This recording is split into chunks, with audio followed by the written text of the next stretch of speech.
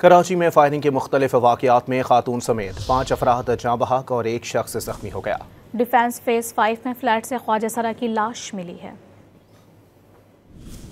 कराची में फायरिंग के मुख्तलिफ वाक़यात में खातून समेत 5 अफराद जाँ बहक और 1 शख्स जख्मी हो गया।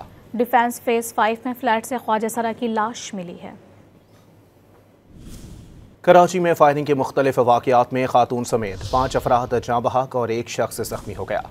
डिफेंस फेज 5 में फ्लैट से ख्वाजा सरा की लाश मिली है। कराची में फायरिंग के मुख्तलिफ वाक़यात में खातून समेत 5 अफराद जाँ बहक और 1 शख्स जख्मी हो गया। डिफेंस फेज 5 में फ्लैट से ख्वाजा सरा की लाश मिली है।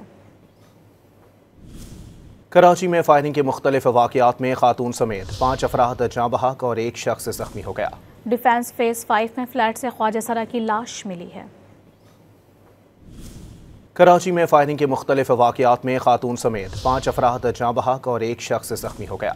डिफेंस फेज 5 में फ्लैट से ख्वाजा सरा की लाश मिली है।